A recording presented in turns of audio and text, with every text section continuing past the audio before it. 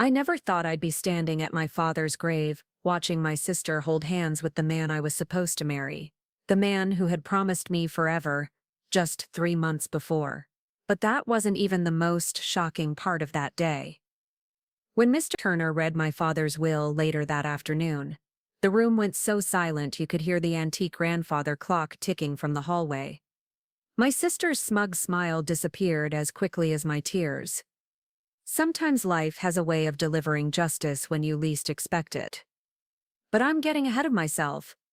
Before we jump back in, tell us where you're tuning from, and if this story touches you, make sure you're subscribed, because tomorrow I've saved something extra special for you. Growing up as Richard Martinez's younger daughter meant living in Victoria's shadow. My father built Martinez custom furniture from nothing, transforming raw lumber into works of art that graced mansions and boutique hotels across the country. Tori to everyone who mattered was his natural successor, confident, charming, and calculating. Then there was me, Olivia, lived to the few people who bothered to know me. The quiet daughter who preferred sketching designs to commanding rooms, the one who could sand a walnut table to perfect smoothness, but stumbled over small talk at the shop's client events. "Liv, would you grab more napkins from the kitchen?" Mom called over the buzz of conversation filling our living room.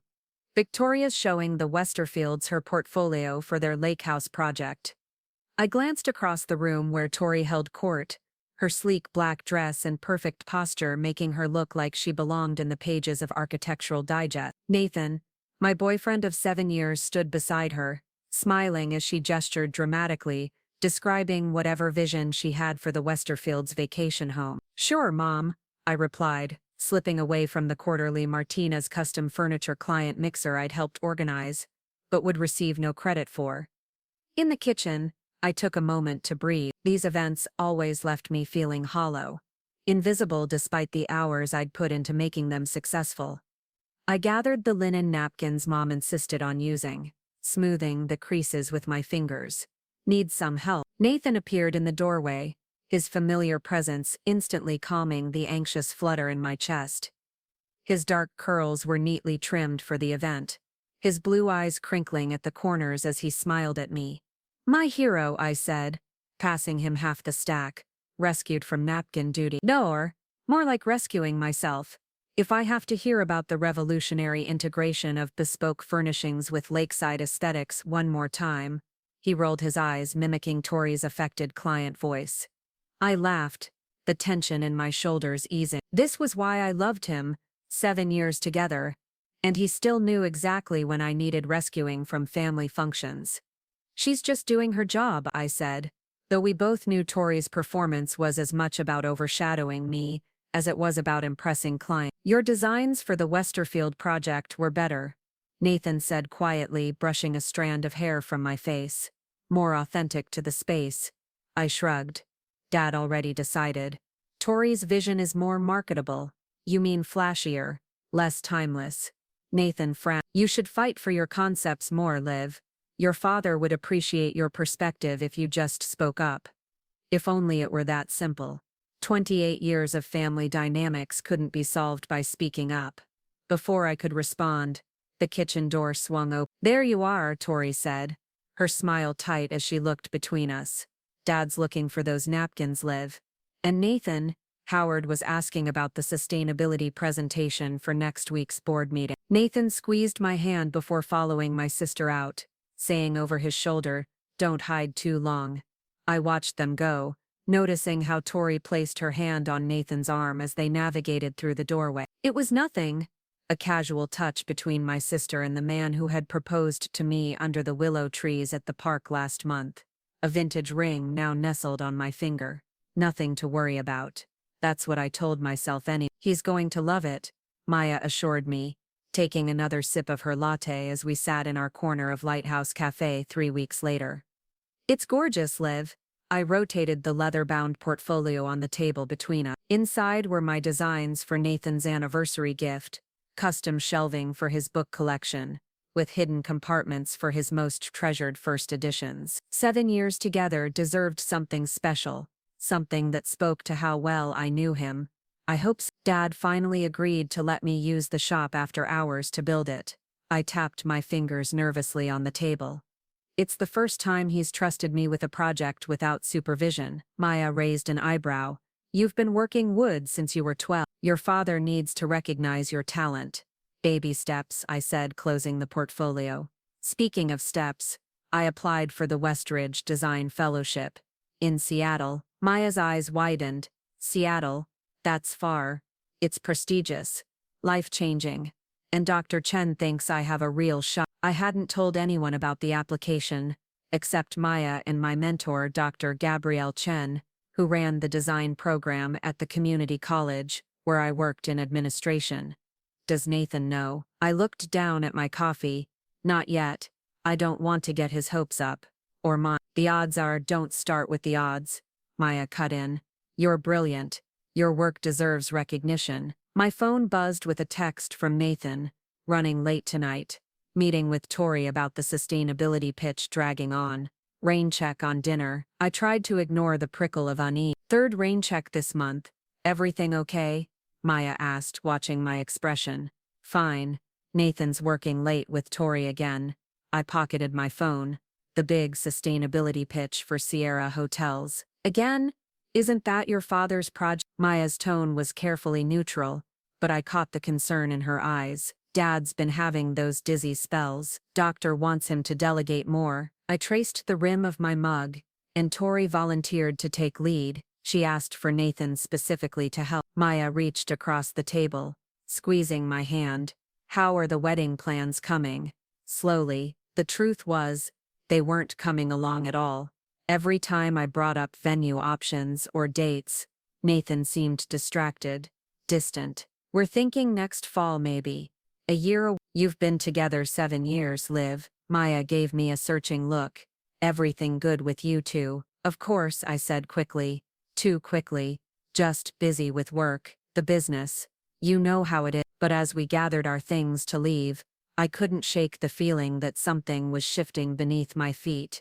Like sand being pulled away by the tide, one grain at a time. I was putting the finishing touches on Nathan's anniversary gift when my father found me in the workshop. It was nearly midnight.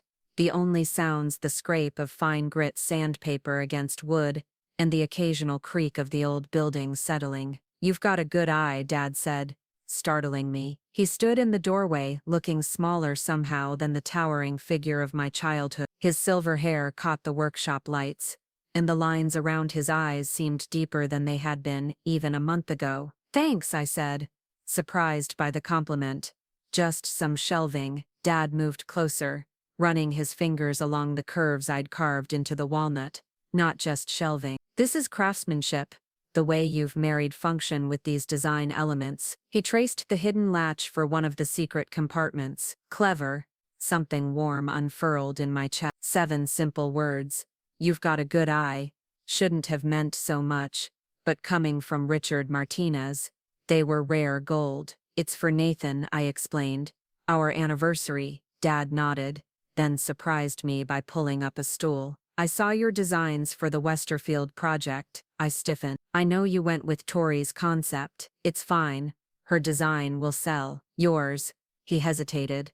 Yours showed more understanding of how people actually live in a space, how they move through it, feel in it. I stared at him, speechless. After a lifetime of being the overlooked daughter, his words felt like a mirage, something that would disappear if examined too closely. Why are you telling me this now? Dad sighed, rubbing his temple.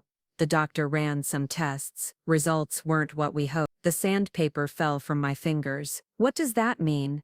Means I'm thinking about legacy, about what happens to all this. He gestured to the workshop around us. When I'm gone. You're not going anywhere, I said fiercely, fear clenching my throat. Everyone goes somewhere. Eventually. He placed something on the workbench between us, a small leather notebook, worn at the edges. My first design book, from when I was younger than you are now. I reached for it with reverent hand. I'd heard about this notebook. Martina's custom furniture had begun with these sketches, these dreams committed to paper decades ago, but I'd never seen it, never held it. Why are you showing me this? Because you understand what these are. Dad tapped the book. not just furniture, pieces of people's lives, their memories, their comfort. He stood, wincing slightly as he straightened his back. Keep the book, study it. There are things in there, techniques I haven't shared with anyone, not even Victoria. I clutched the notebook, unable to form words. Don't tell your sister I gave you this. Not yet. Dad's expression was unreadable. She doesn't see wood the way you do, the way I do. As he walked away, his shoulders slightly stooped, I called after him, Dad, are you really sick? He paused in the doorway. Nothing for you to worry about tonight. Finish your project. It's beautiful work. After he left, I sat holding his notebook, a treasure I'd never expected to possess, while fear and confusion tangled in my chest. Why now? After years of favoring Victoria, why was he suddenly acknowledging my work? The answer came 3 weeks later, when my father collapsed at a client meeting and was rushed to Cedar Grove Memorial Hospital. Stage 4 pancreatic cancer, already spread to his liver. Terminal. Our world shattered in an instant. Of course I'll move the sustainability presentation, Nathan assured me, squeezing my hand as we sat in the hospital cafeteria. Howard can handle the clients this week. I nodded, too numb to speak. The doctor's words kept replaying in my mind. Months, not years, weeks, possibly. How could my strong, stubborn father be disappearing before our eyes? I should get back up there, I said, gathering my cold coffee and untouched sandwich. Mom needs someone to take notes while the doctors explain the treatment options. I can come with you, Nathan offered, but I shook my head. Tori's already overwhelmed trying to handle the business calls. And Mom, too many people will just... I trailed off, not knowing how to finish. Nathan's phone buzzed. He glanced at it, then quickly put it away. It's nothing, just work. You should check it. Could be important. Nothing's more important than being here for you, he said firmly, but I saw the way his eyes flicked to his pocket when it buzzed again. Preparing and narrating this story took us a lot of time, so if you are enjoying it, subscribe to our channel. It means a lot to us. Now back to the story. His silence was damning. How long? Nathan looked away. 3 months. 3 months. My mind raced backward. 3 months ago was the Sierra Hotels project kickoff. 3 months ago, Tori had specifically requested Nathan's help. 3 months ago, he'd started canceling our dinner plans. Were you ever going to tell me? Or just keep stringing me along until... What? Until you and Tori decided it was time to break the news. I never meant to hurt you, he said, the most predictable, pathetic response possible. Yet, here we are. I gestured to the space between us. 7 years together, Nathan. 7 years. And you threw it away for what? The thrill of sneaking around with my sister? It just happened, he said weakly. We were working late, and stop. I held up my hand. I don't want details. I want you to leave. Live. Please. The engagement is off, I said, twisting the vintage ring from my finger. I placed it on the workbench between us. Tell Tori, congratulations, you deserve each other. Nathan made no move to take the ring. What about your dad? He's dying, Liv. Do you really want to add this drama right now? The calculated cruelty of using my father's illness to manipulate me stole my breath. Get out. This time, he listened, backing towards the door. I'm sorry. I really am. After he left, I sank to the workshop floor. My father's notebook clutched to my chest, and finally let myself cry for Dad. For the 7 wasted years. For the betrayal that cut deeper than I could have imagined. But beneath the tears, a seed of resolve took root. Dad had seen something in me that others had missed. He'd trusted me with his legacy, and I wouldn't let Tori take that from me too.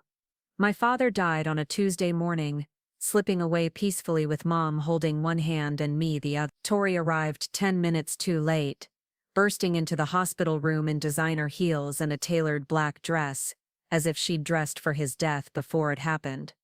No, she gasped, seeing our tear-streaked faces. I was just on a coffee run. He can't be. He's gone, Mom said, her voice breaking. Your father's gone. I watched my sister crumple into a chair, genuine grief etching her perfect features. Despite everything, Nathan, Her lies, years of competition in that moment. We were just two daughters who had lost their father. When she reached for my hand across Dad's body, I let her take it. We stayed that way for a long time, connected by loss and shared blood, if nothing else. The connection didn't last. By evening, Tori had shifted into business mode, making funeral arrangements, notifying clients, presenting herself as the natural heir to Dad's legacy.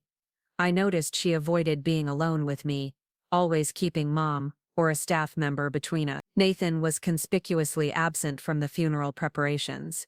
When Mom asked about him, I simply said, "We broke up. It's over." She was too consumed by her own grief to question it, merely patting my hand and murmuring, "I'm sorry, sweetheart. Everything happens at once sometimes." If only she knew, the funeral was held at Cedar Grove's historic stone church, filled beyond capacity with family, friends, clients and community members whose lives Dad had touched. I sat between Mom and Tori in the front pew, acutely aware of Nathan slipping into a seat near the back just as the service began. I'd prepared myself for his presence, but nothing could have prepared me for what happened at the graveside. As the pastor spoke final words over Dad's casket, I felt Tori tense beside me. Following her gaze, I saw Nathan approaching, a somber expression on his face. He came to stand beside Tori, not me, not my mother, but my sister. And with everyone watching, she reached for his hand. He took it, their fingers intertwining in a gesture so intimate, so public, it couldn't be mistaken for mere comfort between friends. A collective ripple of shock passed through the gathering. 7 years Nathan had been by my side at family events. 7 years he'd been introduced as my boyfriend, then fiancé, and now, at my father's funeral, he and my sister were declaring themselves a couple. Mom's confused whisper reached me, "Olivia, what's happening?" I couldn't answer. The betrayal was complete, deliberate, and cruel beyond measure. To choose this moment, my father's funeral, to flaunt their relationship was a calculated move, designed to humiliate me when I was most vulnerable. Maya appeared at my side, slipping her arm through mine. "Don't give them the satisfaction," she whispered fiercely. "Hold your head high." Somehow I made it through the rest of the service. As we walked back to the waiting cars, I heard the murmurs, saw the sideways glances. By nightfall all of Cedar Grove would know. Victoria Martinez had stolen her sister's fiancé and revealed it at their father's funeral. But the day's revelations weren't over yet. 3 hours later, immediate family and close business associates gathered in the wood-paneled conference room of Douglas Turner's law office for the reading of the will. Nathan sat beside Tori, their united front, a silent declaration of new alliances. "Before we begin," Mr. Turner said, adjusting his glasses, "Richard asked me to share something with all of you." He placed a small recorder on the table and pressed play. Dad's voice filled the room, weaker than in life, but still commanding. "If you're hearing this, I've moved on to whatever comes next. Don't waste time grieving too hard. I've had a good life, built something worthwhile, loved a good woman, and raised 2 daughters who, despite their differences, are both extraordinary in their own ways. Victoria, my firstborn, you have my ambition, my drive. You've never been afraid to reach for what you want, even when, perhaps you should be. Your mother and I gave you every advantage, and you've used them well, if not always wisely. Olivia, my quiet one, you have my hands, my eye for beauty and simple things. You've worked in the shadow of your sister too long, doubting your own considerable gifts. The fault for that is partly mine. I built Martinez custom furniture from nothing but passion and stubborn determination. What began as my dream grew into our family's legacy, and now I must ensure that legacy continues in the right hands. Eleanor, my love, you will of course be provided for completely, but as for the business and what remains." The recording paused, and Mr. Turner cleared his throat. Ms. Martinez left specific instructions about the division of his estate. He opened a folder and began to read. "To my wife, Eleanor Martinez, I leave our family home and investments totaling $2 million to provide for her comfort for the remainder of her life. To my daughter, Victoria Martinez, I leave a cash, the remaining assets, including complete ownership and control of Martinez custom furniture, all associated intellectual property, designs, and client relationships. I leave to my daughter, Olivia Martinez, who possesses the true heart of a craftsman. The silence that followed was absolute. Then, Tori's voice, strangled with shock. That's impossible. Mr. Turner continued as if she hadn't spoken. Mr. Martinez added a personal note. Here, Olivia, in my workshop, beneath the third floorboard from the eastern wall, you'll find a wooden box containing items I've saved for you. The notebook was just the beginning. The room erupted. Tori on her feet, demanding to see the will. Nathan pale and silent beside her, Mom crying softly, Howard Winters nodding as if he'd expected nothing less. Through it all I sat perfectly still, my father's last gift washing over me, not just the business or the money, though both were substantial, but the recognition, the public acknowledgement that he had seen me, valued me, chosen me, to carry forward what mattered most to him. As the chaos swirled, I caught Nathan's eye across the table. For the first time since discovering his betrayal, I felt no pain looking at him. Whatever we'd had was gone, burned away by his choices, and my father's unexpected faith in me. This will be contested, Tori was saying, voice shaking. Dad wasn't in his right mind. The cancer medications. Your father made these changes 3 months ago, Mr. Turner interrupted calmly. Before his diagnosis, his doctor has provided written testimony to his sound state of mind. 3 months ago,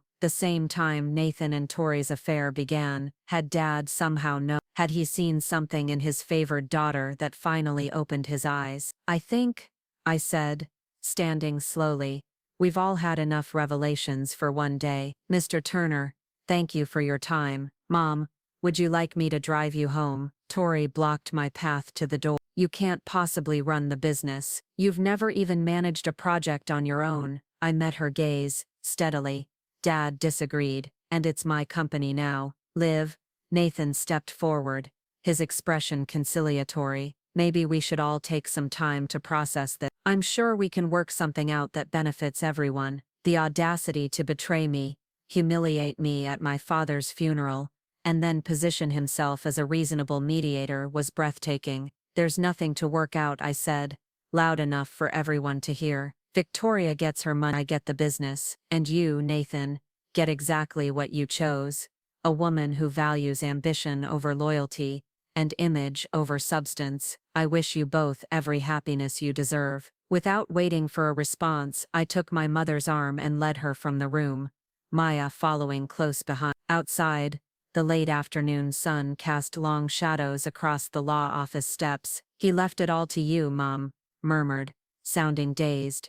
Richard actually did it. Did what? Chose you. She squeezed my hand. He was planning to tell you himself.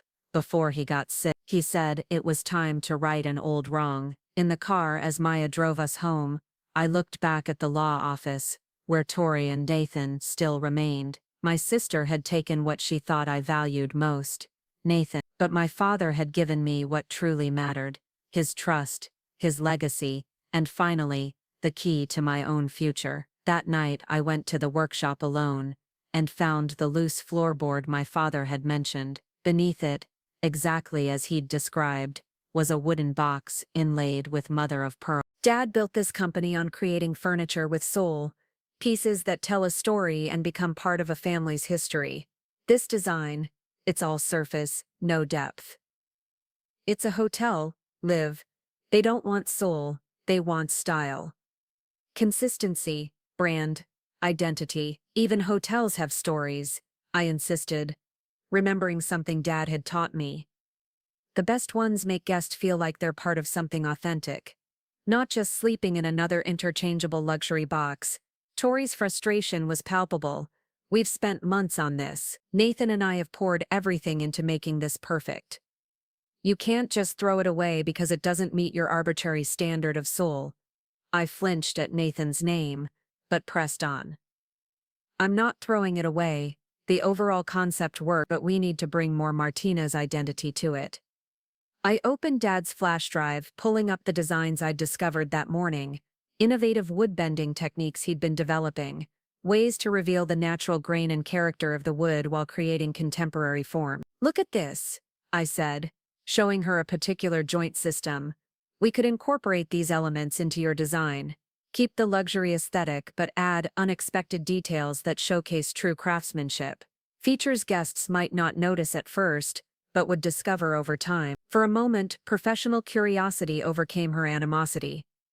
Tori leaned forward, studying the designs. "Dad never showed me these. He was saving them," I said softly. "For the right project." Something flickered across her face, hurt perhaps at this further evidence of Dad's shifting allegiance. Then her expression hardened again.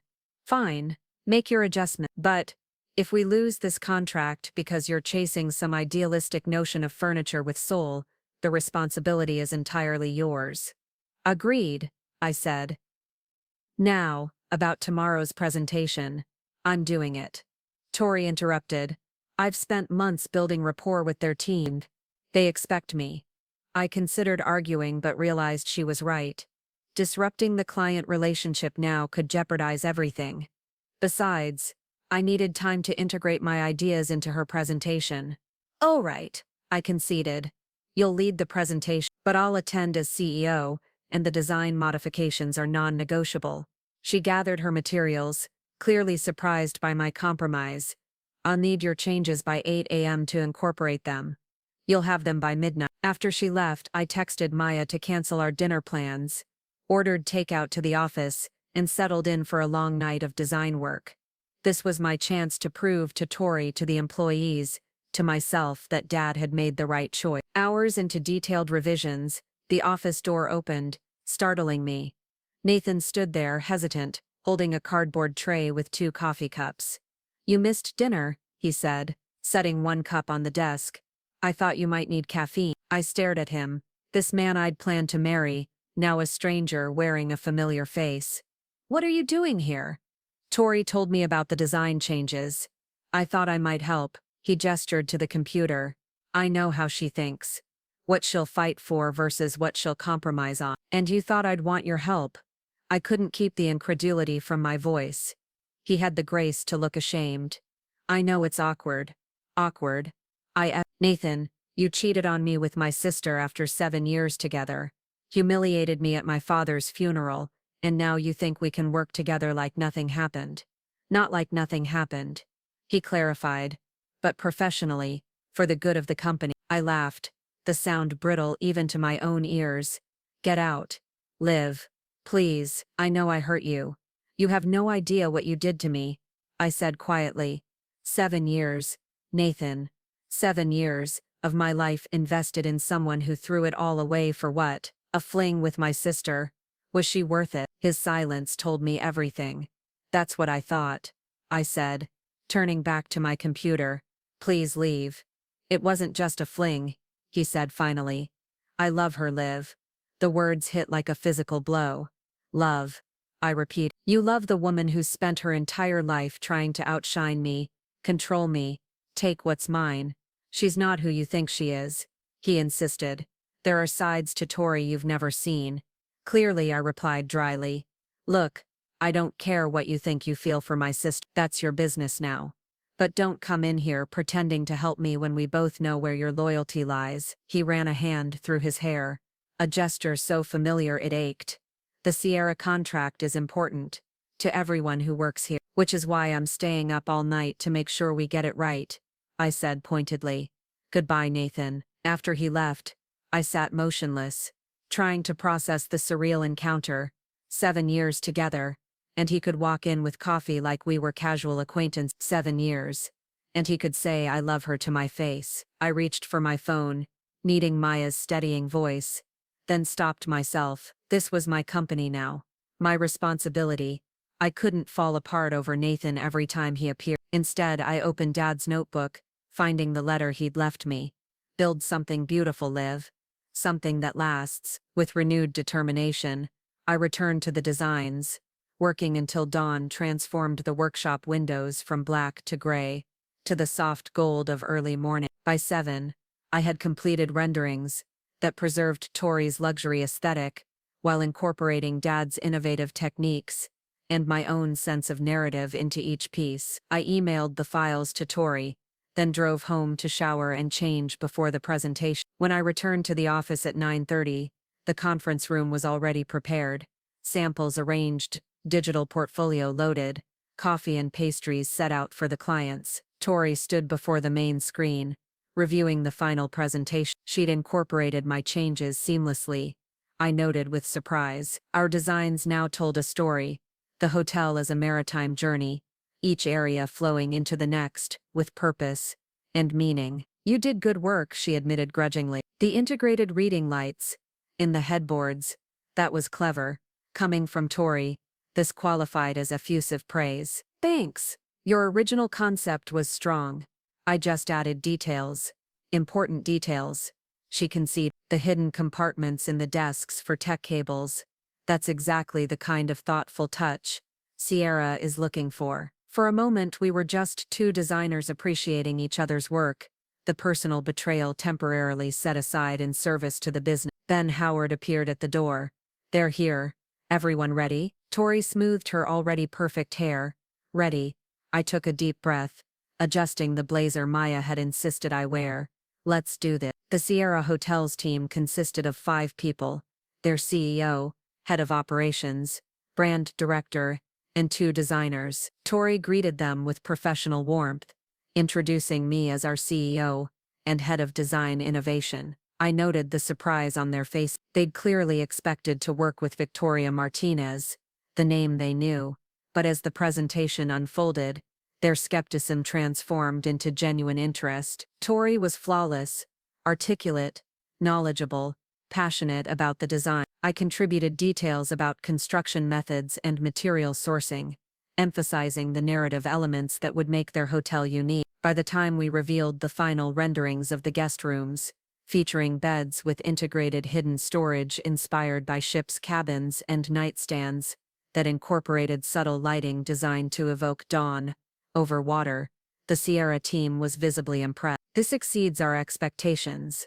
their CEO said, studying the samples we'd prepared. The storytelling element is exactly what we've been seeking. Our guests don't just want luxury, they want an experience they can't get anywhere else. Their brand director nodded. The way you've incorporated nautical elements without resorting to clichés, it's sophisticated, subtle. Our guests will discover new details with each stay. Tori smiled, expecting the praise graciously. That's the Martinez philosophy. Furniture should reveal itself over time, becoming more meaningful with use. I glanced at her, surprised to hear her repeat one of Dad's core beliefs, one she'd often dismissed as unmarketable sentimentality. Perhaps she'd been listening all these years after all. The meeting concluded with handshakes all around and a request for detailed quotes by the end of the week. As Howard escorted the clients out, Tori turned to me, a genuine smile illuminating her face. We nailed it, she said, her competitive nature momentarily overcome by professional satisfaction. We did, I agreed. Your presentation was perfect. Your design additions made the difference, she admitted. They loved the narrative approach. For a fleeting moment, I glimpsed what might have been possible between us in another life. Professional respect, creative collaboration, sisters working together instead of against each other. Then reality crashed back as Nathan appeared in the doorway, his expression eager. How did it go? Tori's face lit up at the sight of him. We killed it. They practically signed on the spot. He crossed the room to embrace her, pressing a kiss to her temple. I knew you would. It was a small gesture, casual even, but seeing it twisted something inside me. Not jealousy exactly, that surprised me most, but a sharp pang of loss for what I'd thought we had. I should get to work on those quotes, I said, edging toward the door. Tori turned, still wrapped in Nathan's arms. Liv, wait. We should celebrate, the 3 of us. Clear the air. The suggestion was so absurd I almost laughed. I don't think so. This is ridiculous, she sighed. We can't avoid each other forever. We live in the same town, work for the same company.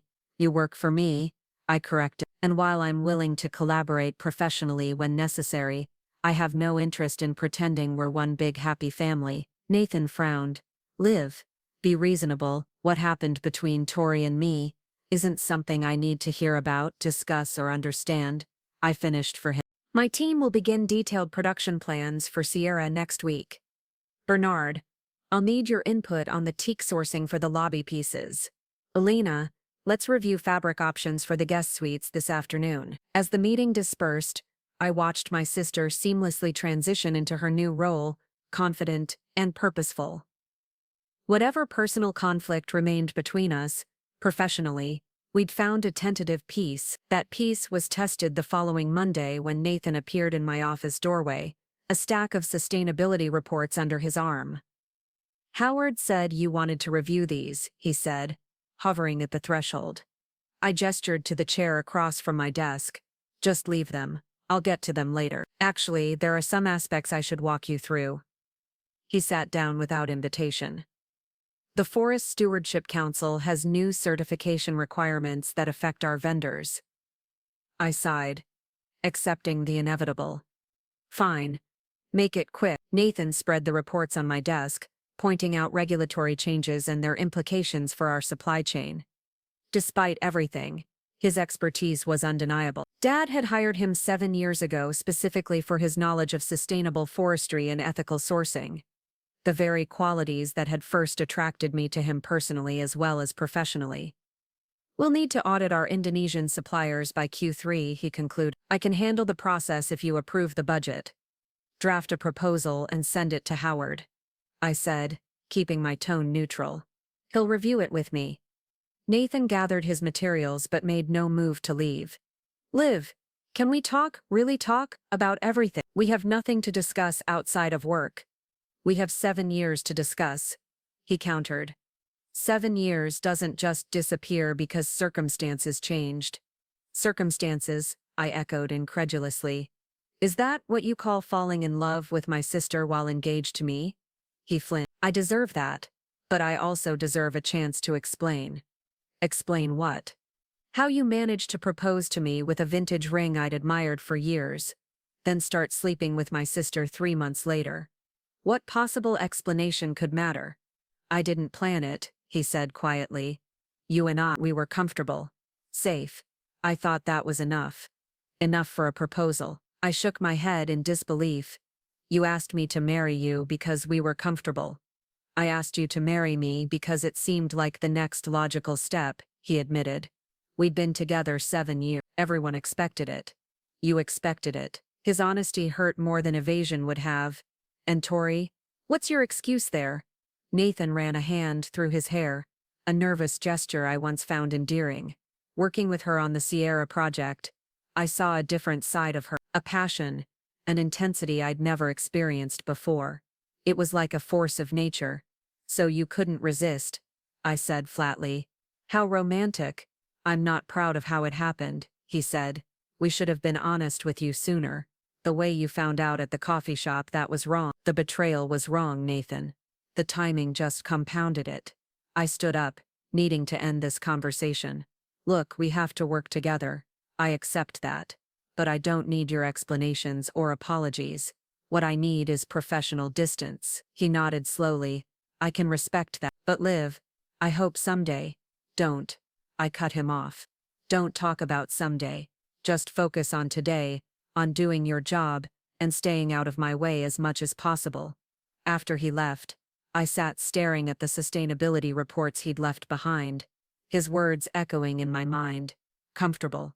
Say, the next logical step. Had our relationship really meant so little to him? Had I been fooling myself for years, seeing love where there was only habit? But beneath the hurt, I felt something unexpected. Relief. Relief that I hadn't married a man who saw me as merely comfortable. Relief that I'd discovered the truth before making a lifetime commitment to someone who could so easily transfer his affections to my sister. My phone buzzed with a text from Tori. Need your sign-off on the final lobby concept.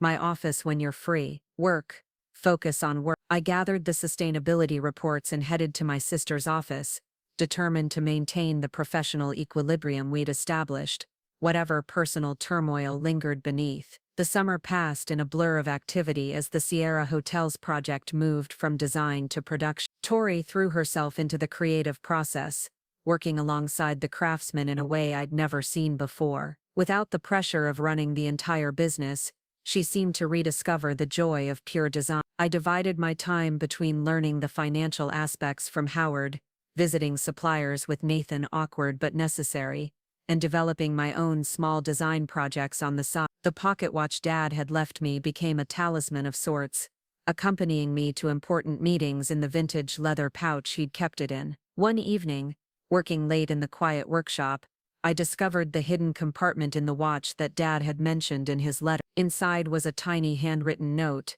"Time reveals truth.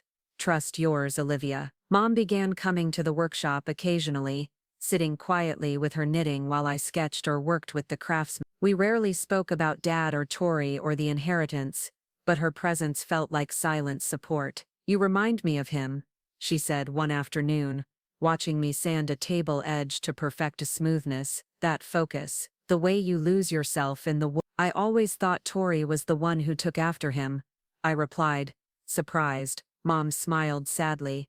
"Tori took after his ambition. You inherited his soul." She returned to her knitting, adding softly, "He realized it too eventually." By August, the first Sierra pieces were ready for installation. Tori and I visited the hotel site together, watching as our joint vision began taking physical form in the partially constructed space. "The reception desk is even more impressive at full scale," I noted, running my hand along the salvaged teak surface with its intricate brass inlay. Tori nodded, making notes on her tablet. "The lighting needs adjustment. The brass should catch the overhead spots more dramatically." We worked in comfortable silence, moving through the space, evaluating each element against our mental blueprint. It was the longest we'd spent alone together since Dad's death without tension erupting between us. "I saw Nathan yesterday," she said suddenly, disrupting the peace. "He mentioned you two talked." I kept my focus on the carved wave panels being installed along the feature wall, brief about sustainability certifications. "He thinks you hate him." "I don't hate him," I said truthfully. "I don't feel much of anything toward him anymore." Tori stopped writing, studying me with an unreadable expression. "You don't miss him at all? After 7 years?" The question seemed genuinely puzzled rather than provocative. I considered it seriously before answering. "I miss the idea of him, the security of having someone, but Nathan himself." I shook my head. "He told me our relationship was comfortable and safe, that he proposed because it seemed like the logical next step." "He said that?" Tori looked genuinely shocked. "Does that surprise you, that your passionate love affair began because he was bored with his comfortable fiancée?" She set down her tablet. "He wasn't bored, Liv. He was scared." "Of what?" "Of settling for less than real love," she said simply. "Nathan cares about you deeply. He always will. But what we have is different. Consuming. Consuming isn't always healthy," I observed, thinking of how quickly she'd absorbed him into her orbit. "Separated him from me." "Maybe not," she acknowledged, "but it's real." "When was the last time you felt that kind of passion, for anything or anyone?" The question lingered between us, unexpectedly insightful. When had I last felt truly passionate? Not with Nathan, I realized. Our relationship had indeed been comfortable, predictable. Perhaps even with my design work, I'd held back, accepting my secondary role in Dad's company, in Tori's shadow. "The Westridge Fellowship," I said finally. I was passionate about that. Tori's head tilted in confusion. "What fellowship?" I explained about the prestigious design opportunity in Seattle, the application I'd completed with Dr. Chen's help, the acceptance letter that had arrived after Dad's death. "You were planning to leave Cedar Grove," she realized. "Before all this happened," I nodded. "It was my escape plan, a chance to develop my own design identity away from, well, everything." "But you turned it down because of the business." "It wasn't a question. I deferred," I corrected. "Asked to postpone for a year." "They agreed, given the circumstances." Tori was silent for a long moment, watching the installation crew position a section of paneling. "You should have gone," she said finally. "This was supposed to be my company, my future. Instead, I'm working for my little sister, while you're putting your real dreams on hold." The bitterness in her voice was muted, but unmistakable. "Is that how you see it?" I asked.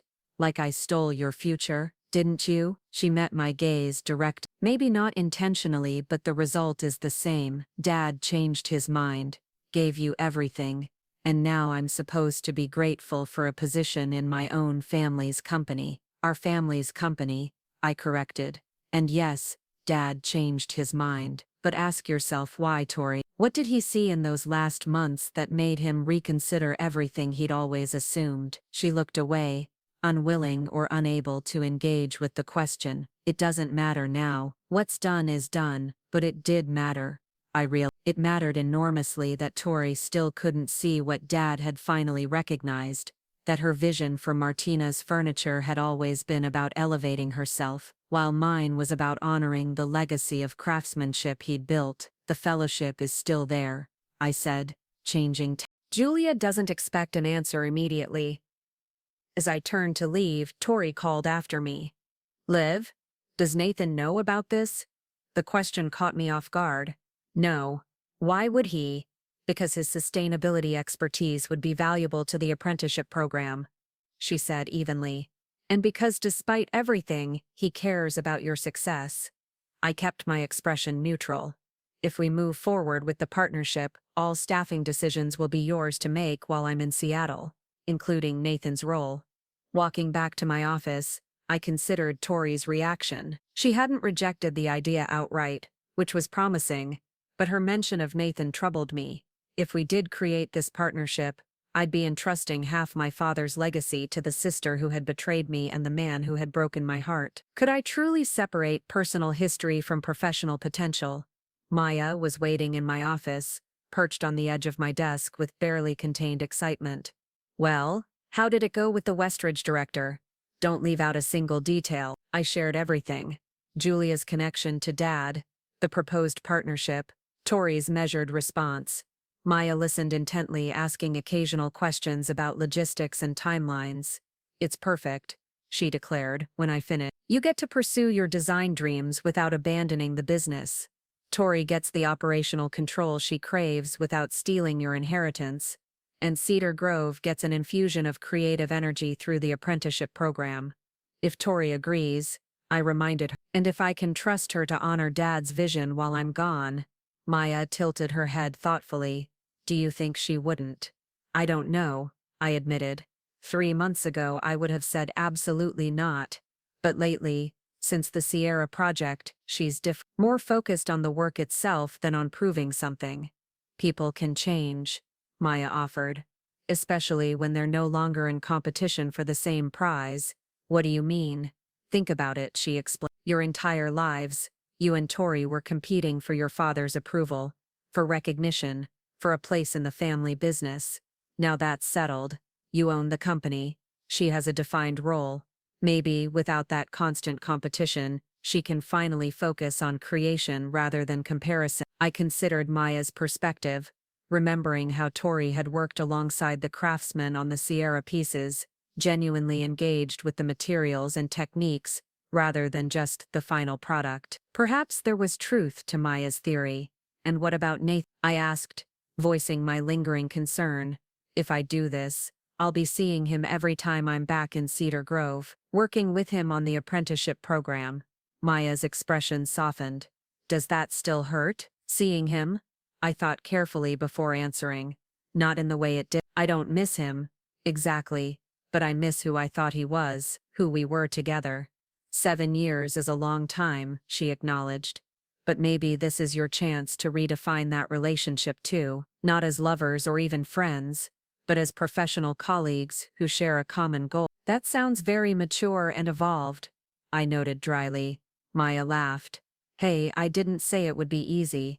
Just possible. Later that evening, I called Julia to share Tori's tentative interest and request more detailed information about the partnership structure. Julia promised to send formal documentation by the end of the week, along with examples of similar programs Westridge had established with other craft-focused businesses. Take your time reviewing everything, she advised. This is a significant commitment for both organizations. It needs to be right for everyone involved.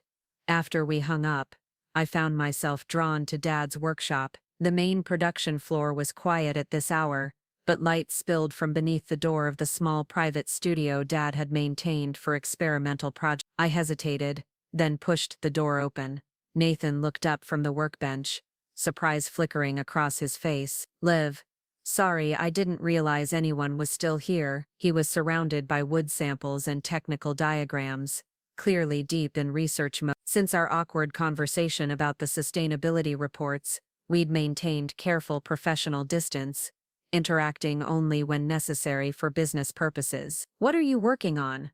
I asked, curiosity overcoming my usual reticence. "Alternative hardwoods for the Sierra bedroom furniture," he explained, gesturing to the samples. "The teak market experiences sustainability issues. I'm looking at lesser-known species with similar properties, but better ecological profile." Despite myself, I was drawn into the technical challenge. "What about Iroko? Similar density and grain pattern to teak, but more sustainable harvesting practices." Nathan nodded appreciatively. "That's on my short list. Also considering Sepale and Ovankol. Want to see the comparison data?" For the next hour, we fell into a familiar rhythm of professional collaboration, discussing wood properties, supply chain ethics, and design implications without a single mention of our personal history. It felt oddly normal, as if we'd temporarily stepped into an alternate reality where we were simply colleagues who respected each other's expertise. "You should discuss these options with Tori," I said finally, gathering my things to leave. "The Sierra timeline doesn't allow for last-minute material changes, already scheduled for tomorrow morning," he confirmed, packing up his samples. "But I wanted your perspective first. You understand the technical requirements better than she does." The compliment, delivered matter-of-factly rather than as flattery, caught me off guard. "Thanks. I'm glad the research is going well." An awkward silence fell between us, the brief illusion of normalcy dissolving as reality reasserted itself. Nathan cleared his throat. "I heard about the Westridge director's visit," he said carefully. "Campus gossip. Dr. Chen's assistant mentioned something about a partnership." "Nothing's decided yet," I replied, unwilling to share details until everything was formalized. "Just exploring possibility." He hesitated, then said, "Whatever it is, I hope it works out. You deserve good things, Liv." The simple kindness in his voice reopened a wound I'd thought was healing. Not because I still loved him, but because it reminded me of the friendship that had been the foundation of our relationship. A friendship destroyed not just by romantic betrayal but by the loss of trust that came with it. "Good night, Nathan," I said, turning to leave, before emotion could complicate our fragile professional detente. "Liv," he called after me, his voice stopping me at the door. "For what it's worth, I really am sorry. Not just for how things ended, but for not recognizing what I had while I had it. I didn't turn around, didn't trust myself to maintain composure if I saw sincerity in his eyes. It's worth very little now, but I accept your apology." Outside, the night air cooled my flushed cheeks as I walked to my car. The encounter with Nathan had been unexpectedly civil, even productive. Perhaps Maya was right. A new professional relationship was possible, given time and clear boundaries. But as I drove home along the familiar coastal road, I couldn't help wondering if I was strong enough to build this proposed partnership on such fragile personal foundation. Could I really divide my time between Seattle and Cedar Grove, between my own creative development and stewardship of Dad's legacy, between professional collaboration with Tori and the lingering hurt of her betrayal? The questions followed me home, into uneasy dreams of unfinished furniture and incomplete designs. The formal proposal from Westridge arrived on Friday morning, a comprehensive document outlining everything from financial projections to curriculum development for the apprenticeship program. I spent the weekend reviewing it with Howard, identifying questions and concerns to discuss with Julia before making any commitment. Monday morning, I found Tori waiting in my office, a stack of sketches in her hands and determination in her eye. "I've been thinking about the Westridge partnership," she announced without preamble, "and I have some ideas for how we could structure the apprenticeship program to maximize both educational and production value." She spread her sketches across my desk, detailed plans for workshop modifications, teaching stations, even a proposed schedule that would integrate the apprentices into our regular production workflow while still allowing for dedicated learning time. "You've put a lot of thought into this," I observed, surprised by her enthusiasm. "I couldn't sleep," she admitted, The potential is significant, not just for the business, but for preserving Dad's techniques, his approach to woodworking. She tapped one of the sketches. We could document everything, create a comprehensive curriculum based on his methods. Her excitement was contagious, her vision for the program aligning perfectly with what I'd imagined, but hadn't yet articulated. For a moment I glimpsed what might have been possible between us all along, had competition not poisoned our relationship from childhood. "So you're interested?" I asked cautiously. "Yes," she said firmly. "With conditions, of course. I'll need real authority while you're in Seattle, not just the appearance of it, and I want to be involved in selecting the apprentices. If we're going to invest in teaching these people, they need to be worthy of Dad's legacy." The possessiveness in her voice, Dad's legacy, caught my attention. Despite our conflicts, despite everything that had happened, Tori still saw herself as the guardian of our father's work, perhaps in a different way than I did, but no less sincerely. "Those terms are reasonable," I agreed. "For listening, for not walking away." As I drove home that evening, I reflected on how much had changed in the months since Dad's death. I had inherited a business I never expected to lead, discovered talents my father had recognized before I did, and now stood on the threshold of a partnership that would honor his legacy while allowing me to pursue my own creative development. And perhaps most surprisingly, I had begun to see my sister as a complex, flawed human being, rather than the perfect nemesis of my childhood. Her confession about Nathan had hurt, reopening wounds I thought were healing, but it had also offered something I hadn't expected: a chance for honesty between us after years of competition and resentment. Whether that honesty could eventually lead to trust, to genuine sisterhood, remained to be seen, but it was a beginning, a foundation on which to build our professional partnership if nothing else. I reached for Dad's pocket watch, now a constant companion in my jacket pocket, running my thumb over its worn surface. "Time reveals truth. Trust yours." The truth was that both Tori and I had changed in these months since losing Dad. Both of us had been forced to reconsider who we were, what we valued, how we defined ourselves beyond the roles we'd played in the family dynamic. The Richard Martinez Fellowship for Sustainable Woodcraft would be our joint legacy, a way to honor Dad's craftsmanship while creating our own paths forward. It wasn't the future either of us had imagined, but perhaps it was the one we needed.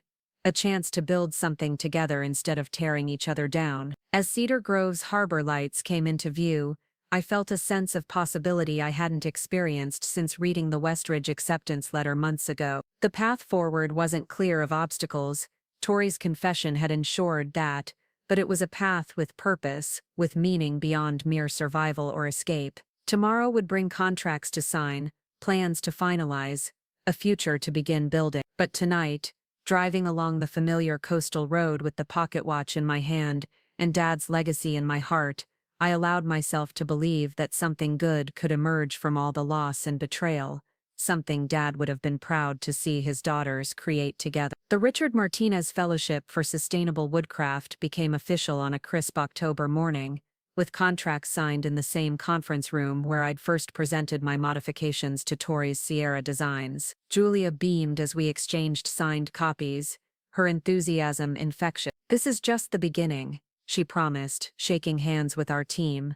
"The program we're creating will influence furniture design and craftsmanship for generations." The weight of that promise, the responsibility it entailed, settled on my shoulders as I prepared for my November departure to Seattle. The workshop had been modified to accommodate teaching stations, curriculum had been developed, and applications from prospective apprentices were already arriving. Tori had thrown herself into the preparations with surprising dedication, working late into evenings to ensure everything would run smoothly during my absence. Our professional relationship had stabilized in the weeks since her confession at the Lighthouse Cafe, though a certain weariness remained between us. "The applicant interviews are scheduled for December 12th and 13th, she informed me as we reviewed the transition plan in my office. "That gives you time to settle in Seattle, then return for the selection process. Howard will handle contract negotiations with Sierra for the second phase while you're gone." "And the prototype for the hotel restaurant?" I asked, checking items against our shared task list. "Bernard is finalizing it now. We should have approval before you leave." She hesitated, then added, "I'd like Nathan to accompany me to the sustainability conference in Portland next month." Several potential lumber suppliers will be there, and his expertise would be valuable. I appreciated her directness, the transparency we'd agreed upon after her confession. That makes sense. Just keep the focus professional. Of course, she agreed quickly. The business comes first. This had become our unspoken truce, acknowledgement of our complicated personal history alongside a commitment to prioritize the company and Dad's legacy. Whether it would evolve into genuine reconciliation remained uncertain, but it was enough to build a working partnership. My last night in Cedar Grove before departing for Seattle, Maya insisted on hosting a small gathering at her apartment. Just the two of us, Howard, Bernard and a few other close colleagues from the workshop. Conspicuously absent were Tori and Nathan, a deliberate choice on Maya's part to ensure my farewell felt supportive rather than strained. To Olivia, Howard toasted, raising his glass, who proved that quiet strength can move mountains or, in this case, transform a family business into something even more meaningful. And to Richard, Bernard added, his weathered face softening with memory, who saw what the rest of us missed and trusted his daughter to carry his vision forward. Later, as guests departed, Maya pulled me onto her small balcony overlooking the harbor. Are you ready for this? Really ready? I considered the question seriously. As ready as I can be. The business is stable, the Sierra project is on track, and Tori seems genuinely committed to making this work. That's not what I asked, Maya pointed out gently. I asked if you're ready. For Seattle, for Westridge, for pursuing your own designs without apology. The distinction mattered. For months, I'd focused on what Dad would want, what the business needed, what might heal the rift with Tori. Somewhere along the way, my own readiness, my own desires, had become secondary considerations. I think I am, I said finally, scared, but excited. It feels right, Maya. For the first time since Dad died, I'm making a choice that's truly mine, not just responding to circumstances beyond my control. She hugged me fiercely. That's my girl. Just promise you won't let Seattle steal you away permanently. Cedar Grove needs its quiet revolution. The drive to Seattle the next morning was solitary and reflective, the coastal highway gradually giving way to denser forests and eventually the sprawling approach to the city. Julia had arranged a small studio apartment near the Westridge campus, its large windows and efficient layout reminding me pleasantly of Dad's coastal cabin. My first week at Westridge passed in a whirlwind of introductions, orientation sessions, and studio assignments. The creative energy of the place was intoxicating, designers at various career stages, sharing ideas freely, critiquing each other's work with constructive honesty, experimenting without the pressure of commercial deadlines. You didn't need to drive all the way out here in this weather. Nathan remained by the fire, seemingly reluctant to leave. Tori told me she explained everything to you, about how we started. I tensed, unprepared for this conversation. She did. I should have realized, he said quietly. Should have recognized the manipulation for what it was. That doesn't excuse my actions, but I want you to know I never meant to hurt you. Liv, intentions matter less than choices, I replied, my voice steadier than I felt. You made yours, he nodded, accepting the judgment without defense.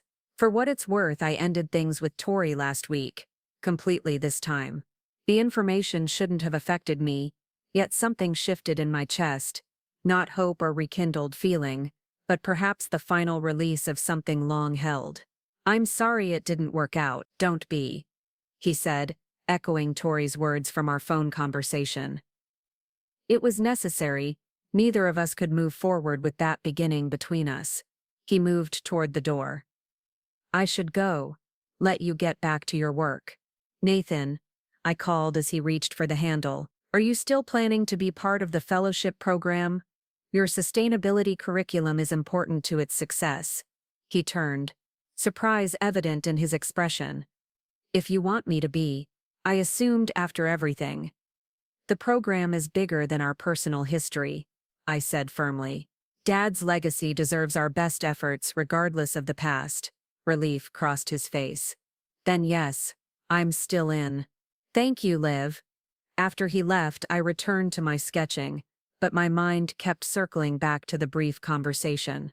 Nathan ending his relationship with Tori, both of them recognizing the toxicity of its origins, the strange symmetry of all three of us now standing alone, redefined by choices and consequences, connected still by Dad's legacy, but no longer entangled in the emotional triangulation that had caused so much pain. The next morning brought practical assessments for our finalists, each candidate working at a station in the workshop to demonstrate their understanding of wood properties, joinery techniques, and design principles. Tori, Nathan, Howard, Bernard and I observed quietly, comparing notes as the day progressed. By late afternoon, our decision was unanimous. 4 apprentices selected for their complementary strengths and shared passion for woodcraft. The Michigan cabinet maker, the Portland architect, a furniture restoration specialist from New Orleans, and a young carpenter from Cedar Grove itself, his calloused hands speaking to experience beyond his years. A good group, Howard declared as we finalized the acceptance paperwork.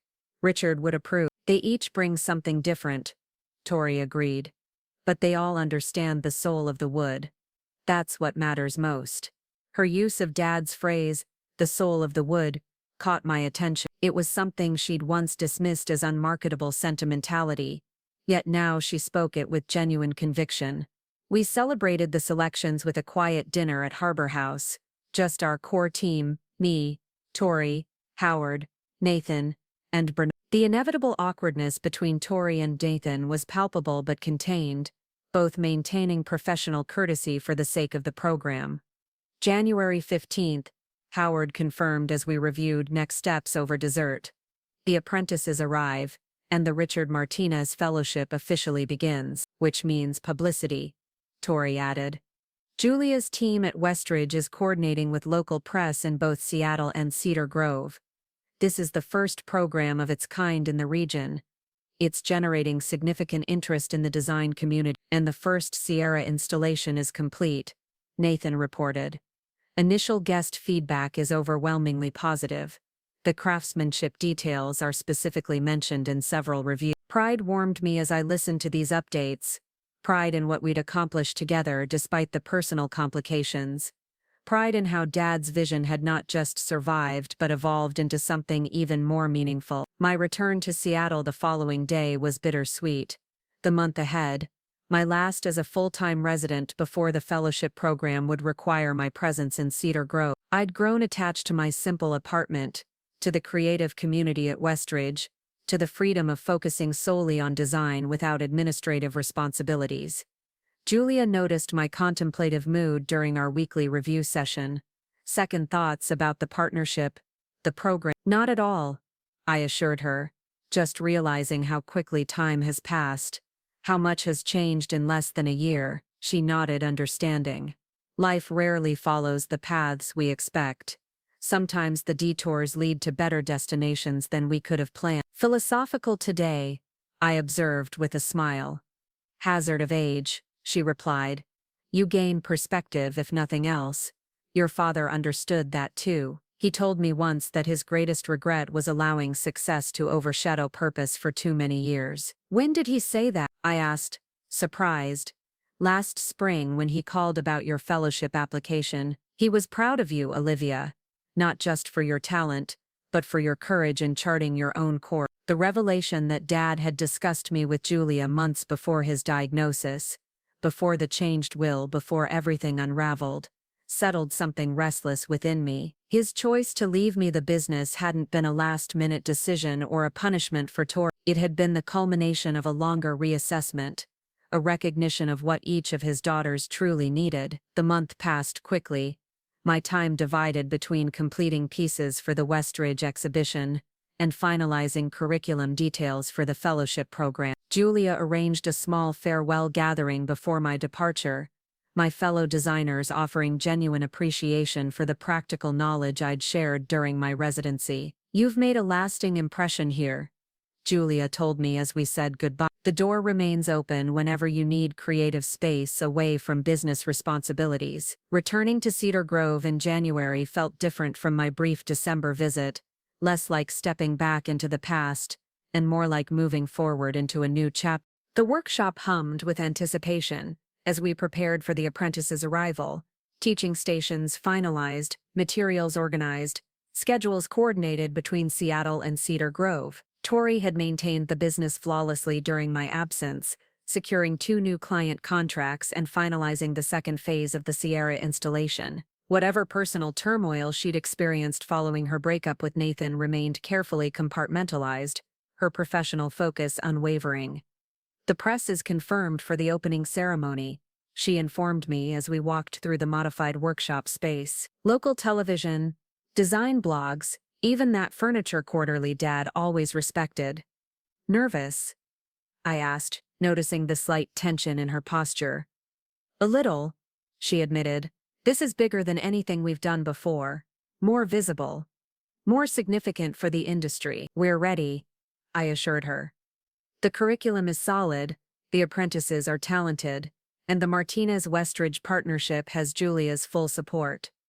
She nodded, then added hesitantly, "I've been thinking about Dad's cabin, about creating something similar for the apprentices. A retreat space where they could work on experimental projects without commercial pressures." The suggestion revealed how deeply Tori had come to understand Dad's philosophy in recent months. "That's a wonderful idea. Where would you locate it?" "There's that parcel adjacent to the cabin," she said. "It came on the market last week. We could build something simple but inspiring. A place for pure creation, like Dad." It was exactly the kind of long-term thinking the fellowship program needed. Not just teaching techniques, but creating an environment that nurtured the same creative spirit Dad had embodied. I found myself genuinely excited by Tori's vision, by this tangible evidence of how she'd grown beyond the competitive, status-focused sister I'd known all my life. "Let's do it," I agreed. "We can present the concept to the board next month after the program launched." The apprentices arrived on a clear January morning, their nervous excitement palpable as Bernard led them through the workshop, explaining equipment and safety protocols. Howard handled administrative details, while Nathan introduced the sustainability principles that would inform all their work. That afternoon, we gathered for the official launch ceremony. A small crowd of local dignitaries, design professionals and media representatives assembled in the main workshop space. Julia had traveled from Seattle with several Westridge faculty members, lending institutional weight to the occasion. At Howard's signal, Tori and I stepped forward together to address the gathering. Our prepared remarks focused on Dad's legacy and the future of craftsmanship the fellowship would nurture. As I spoke about the partnership's vision, I caught Mom in the audience, tears shining in her eyes, pride evident in her expression. "Today we honor Richard Martinez, not just by remembering his work," I concluded, "but by ensuring his philosophy lives on through a new generation of craftspeople who understand that furniture isn't just functional, it's part of the human story, connecting us to materials, to tradition, to each other." Tori stepped forward. "The Richard Martinez Fellowship represents everything our father valued: integrity in materials, excellence in execution, and responsibility to future generations. We're proud to partner with Westridge Design Studio in creating this unique educational opportunity." As applause filled the workshop, I glanced at the apprentices, 4 young people poised to receive the gift of Dad's knowledge, his approach to wood and design, his understanding of craft as something simultaneously practical and deeply meaningful. In their eager faces, I glimpsed the future he had entrusted to us,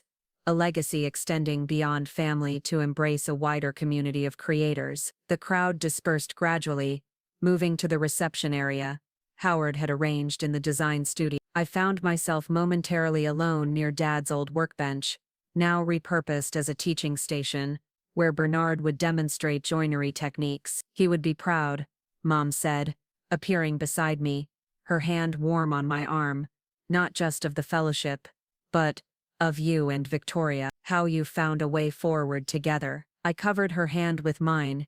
"We're trying. It's not perfect, but it's better than I would have expected a year ago." "Perfect is overrated," she said with gentle wisdom. "Your father and I learned that over 40 years of marriage. What matters is the effort, the commitment to building something meaningful together despite differences." Across the room, I spotted Tori deep in conversation with Julia and Nathan, the three of them gesturing animatedly as they discussed some aspect of the curriculum. There was no awkwardness evident between Tori and Nathan now, just professional focus on the program they'd helped create. "She's changed," Mom observed, following my gaze. "You both have." Before I could respond, Howard approached with a local reporter eager to interview the Martinez sisters together about our vision for the fellowship's future. The moment of quiet reflection with Mom ended, but her words lingered as Tori joined us for the interview, our responses complementing rather than competing with each other. Later that evening, after the guest departed and the apprentices settled into their campus housing, I returned to Dad's coastal cabin, my coastal cabin now, though it would always feel like his creation. The winter night was clear and cold, stars brilliant above the Pacific, the rhythmic sound of waves a soothing backdrop to my thoughts. I was surprised to hear a car approaching, headlights sweeping across the windows as it parked beside my vehicle. Moments later, a knock at the door revealed Tori, holding a bottle of Dad's favorite whiskey and 2 glasses. "Thought you might be here," she said, hesitating on the threshold. "Mind some company?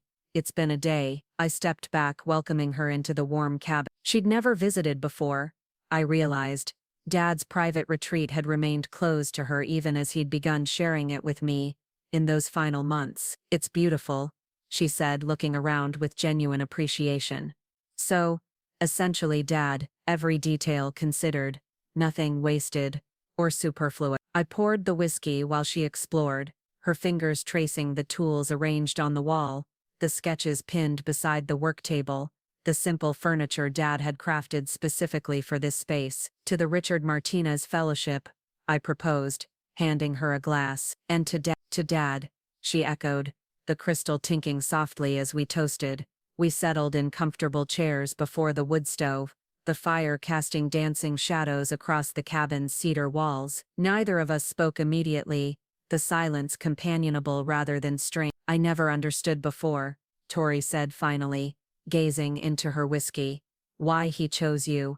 It wasn't a rejection of me, was it? It was recognition of something essential in you that matched what he valued most." "I think it was recognizing what each of us needed," I suggest. "You've always thrived on challenge, on external achievement. I needed the security of the business to find my voice as a designer." He saw that eventually. She nodded slowly. "It took losing everything I thought I wanted to figure out what actually matters to me. Designing pieces that mean something. Creating beauty that lasts. The things Dad tried to teach me for years while I was too busy chasing trends and client approval." "And now?" I asked. "Now I understand," she said simply. "Too late to tell him, but not too late to honor what he built, what he believed in." We talked late into the night, not about Nathan or the inheritance or past hurts, but about the fellowship, about design philosophies, about memories of Dad that made us laugh and occasionally tear up. It wasn't quite reconciliation, but it was something equally valuable, recognition of our shared connection to Dad's legacy and commitment to carrying it forward together. When Tori finally left, returning to her apartment in town, I remained on the porch, watching her taillights disappear down the coastal road. The night air was crisp with salt and cedar, the stars impossibly clear above the Pacific. I thought about everything that had brought me to this moment: Dad's unexpected bequest, Tori and Nathan's betrayal, the Westridge Fellowship, the partnership that had emerged from chaos and hurt. None of it had unfolded as I would have chosen, yet somehow the detoured path had led to a future with more possibility than I could have imagined a year ago. Dad's pocket watch was cool against my palm as I pulled it from my jacket, its familiar weight comforting in the darkness. "Time reveals truth. Trust yours." My truth was this: I was Olivia Martinez, designer and craftsperson, daughter and sister, heir to a legacy and creator of my own future. The Martinez name would continue through my work, through Tori's designs, through the apprentices who would carry Dad's philosophy into new generations, and perhaps most surprising, through the tentative new relationship emerging between two sisters who had spent a lifetime competing for the wrong prizes, now united in pursuing what truly mattered, creating beauty that would outlast us all, furniture that would become part of other families' stories long after ours had ended. As I turned back toward the cabin, toward warmth and rest after a day of new beginnings, I felt Dad's presence not as grief, but as guidance. He had given me not just a business or a building but a purpose, a direction, a truth to trust, and in trusting it, I had found my way home. Up next, you've got 2 more standout stories right on your screen. If this one hit the mark, you won't want to pass these up. Just click and check them out.